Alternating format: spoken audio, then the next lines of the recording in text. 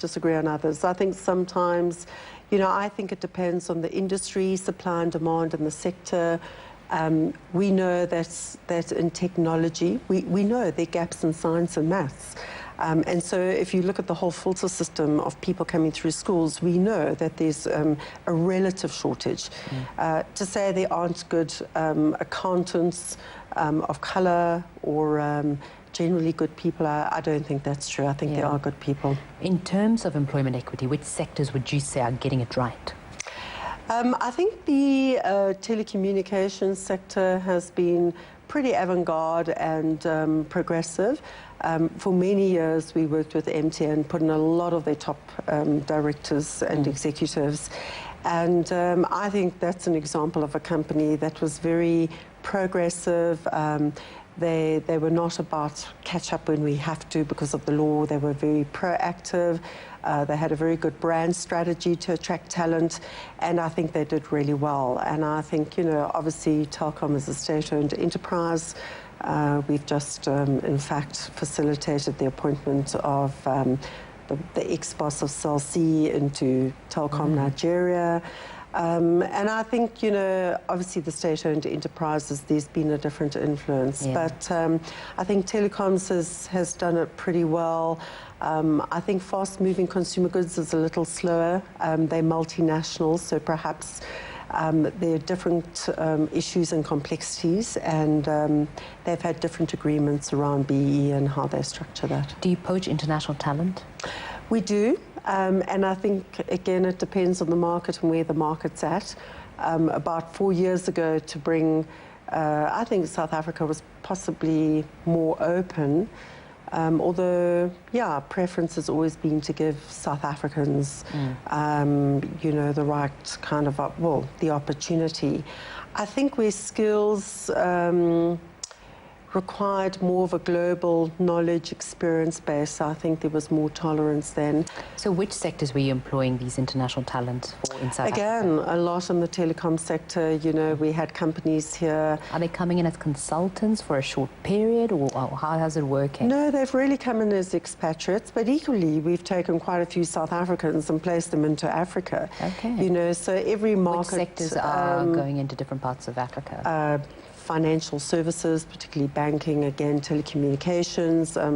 Again, fast-moving consumer goods, SAB's had a pretty good footprint, and we know, you know, they've done that globally. So we're a South African-based business, sorry, has an African or an international strategy, the movement of people with those global skills. And there are global competencies that people who've worked around the globe have developed. Yeah, sounds very promising.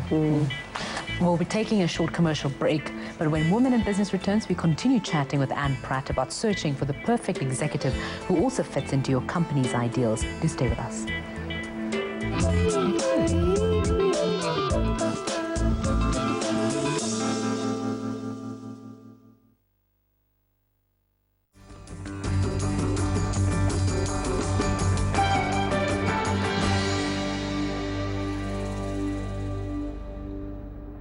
In the November issue of Destiny Man, Kosatu Zwelinzima Favi on politics, priorities, and President Zuma achieve business success in 10,000 hours. Make choices that affirm your power in business, life, and love. Businessmen hooked on extreme sports. Plus, visit the new daily sports section on destinyman.com.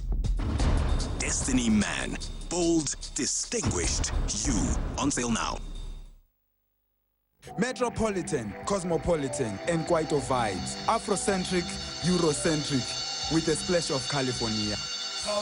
Big ideas, perfect locations for movie making situations. This is a true film capital of Africa. The place of big ideas and perfect locations all in one place. Gauteng, Gauteng.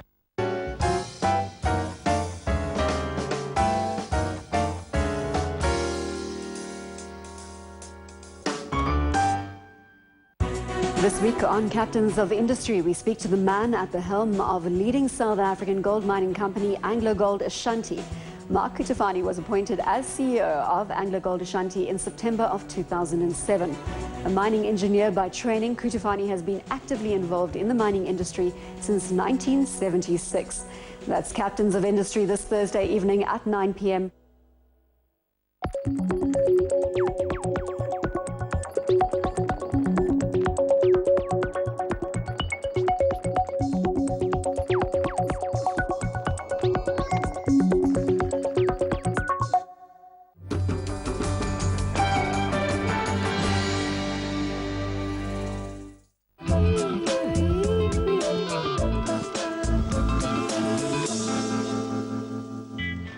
Welcome back to Women in Business, where we're chatting with Anne Pratt, multi-award-winning businesswoman and director of one of South Africa's leading executive search companies, Memela Pratt and Associates. And once again, absolute pleasure. Take us through where your career started. I was recruited from university into Lever Brothers, Unilever, and had a 6-year, 3 months short of 6 years with them in Durban. In consumer marketing. What was that experience like? Fantastic. I'm still very close to a lot of my ex-Unilever colleagues, still in touch with some of my ex-bosses, and somebody once said to me in Lever Brothers, you won't truly fully appreciate the value until after you've left, and I think that's been true. But what legacy did you leave behind for Unilever? I think I had the privilege of working with a superb marketing manager who was from the UK. We relaunched 3 of the toilet soap brands in 1 year. Breeze, Sunlight Bar Soap and Vernolia, and then just before I left, I briefed in the relaunch of Surf, and of course Surf is one of the major brands in South Africa. Yeah. From studying industrial psychology to going into consumer marketing, was that very different? Was it very varied?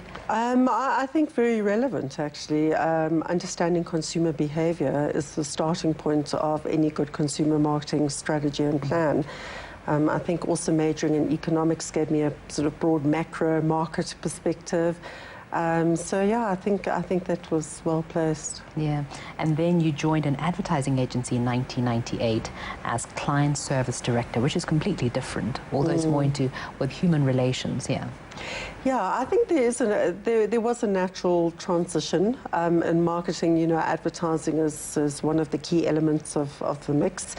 And in fact, I was approached by somebody who'd been a client service director working with us when I was at Lever Brothers. And I must say the real culture shock there was perhaps moving from consumer marketing into retail marketing. The pace is very different. Yeah, so and fantastic. Is it faster? Training. Much faster. Why? Why is it like that, though? Well, you know, retail just has an incredible pulse and pace about it, and you know, I remember initially it was quite tough and challenging. You know, it was almost like, well, we know you come from this rather academic approach to marketing and Lever Brothers and Unilever, and you know, retailers are very practical. It's about getting things done. It's about getting feet in store and people through the tills. And yeah, so you know, going from in Levers, we'd probably brief in a new advertising campaign, and perhaps from 6 months from initial brief to having gone through the pilot research, and then going on air was perhaps a six-month lead time.